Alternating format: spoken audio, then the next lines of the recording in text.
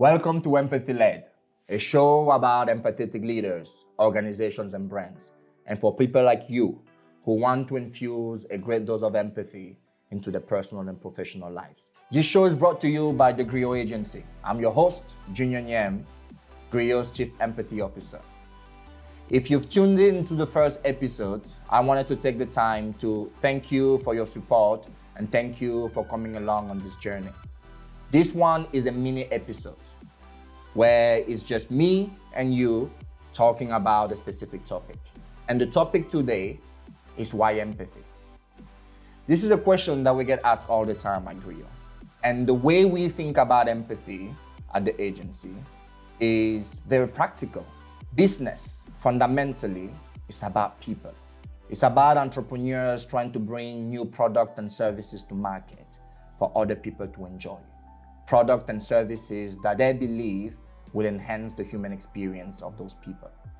It's for marketers who are trying to sell those products and sell those services and need to bring new ideas and new experiences for those consumers to enjoy. And it's about leaders like you who have the tough responsibility of inspiring and motivating people toward a common goal. And what all those things have in common is that success hinges on our ability to connect with other people. And the challenge for you and I is that we are naturally self-centered. And I don't mean this in a pejorative sense of the word. I just mean that everything we experience, we first and foremost experience it within ourselves. Life and reality as we know it is viewed from our own vantage point. And if we are to connect with other people, we have to understand what their reality is. But we have no direct access to the experience of other human beings. We have no direct access to their thoughts, to their beliefs, to their emotions, no direct access to their fears, their hopes, their dreams, and their security. And the bridge to those experiences is empathy. This is why we are so bullish about empathy as the gateway to business success. So why now? COVID has served as an accelerator to a slow burning flame. There have been changes in consumers' expectations about the role of businesses in society.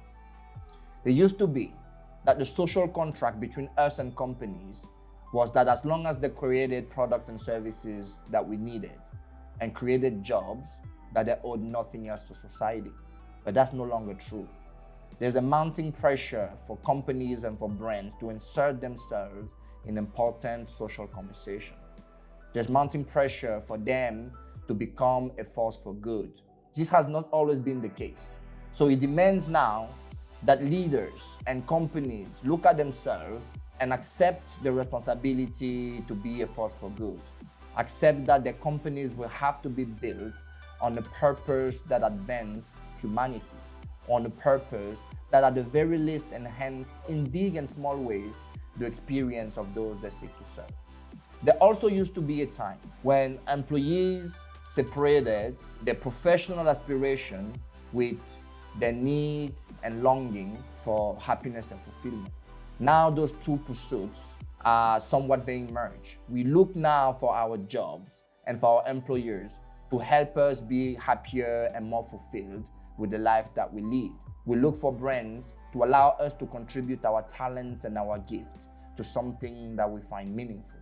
COVID has showed just how important and how powerful brands that get involved, brands that empathize with the people within and outside of their organization, what kind of impact they can have on our society. That's why it's so important for us now to have the conversation about empathy, to have the conversation about how do we go forward. Because it really isn't just about changing the world, which is a wonderful aspiration. Our mere ability to connect with consumers starts with our ability to understand them, our ability to understand their wants, their needs, their fear, and their insecurities.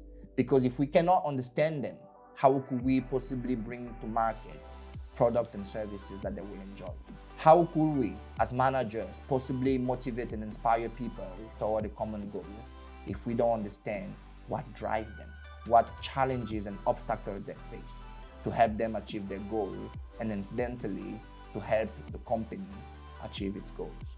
So it's time for us to accept the burden, no, the power and the responsibility that we have to make the world a better place, to give an opportunity for people to wake up every day and to feel that they work for a company that not only cares for them as individuals, but is working toward a cause that they find meaningful. And for that, you and I will have to deploy a lot more empathy. Thank you for tuning in to this episode of Empathy Led. If you like this episode, hit the like and subscribe button. And I can't wait to see you for future episodes of Empathy Led.